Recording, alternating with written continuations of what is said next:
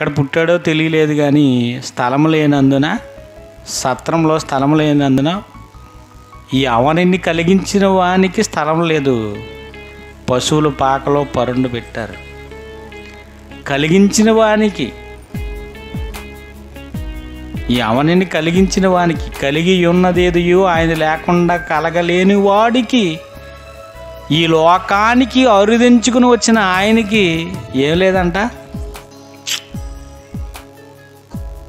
ఎక్కడ పుట్టాడో రాయబడలేదు, కానీ స్థలం లేక పశువుల పాకలో పుట్టిన తర్వాత పడుకోబెట్టింది.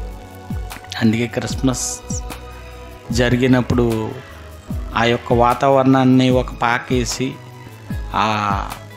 ఆ తల్లి మరీ తల్లిని ఆ ఫొటోస్ అవి పెడతా ఉంటారు అర్థమయ్యేలాగా.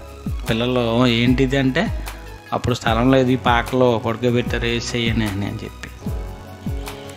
కనుక ఈ రాసిన పుస్తకం ప్రాచుర్యం పొందిందేమో కానీ క్రీస్తు ప్రభావం ఈ రోజుకి కూడా, ఈరోజు భూమి మీద ఉన్న 750 కోట్ల మందిలో 400 కోట్ల మంది క్రీస్తును నమ్మారు అంటే యేసుక్రీస్తు వారి ప్రభావం ఎంత గొప్పది, ఎంత సజీవమైన సాక్ష్యం.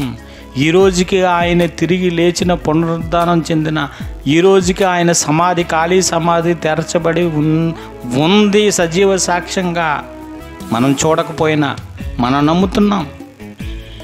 చూచి నమ్మిన వారి కంటే చూడక నమ్మిన వారు ధన్యులు. ఎందుకంటే అసలు యేసుక్రీస్తు రాక జరగకపోతే ప్రవచనాల నెరవేర్పు ఎలా ఉంటాయి?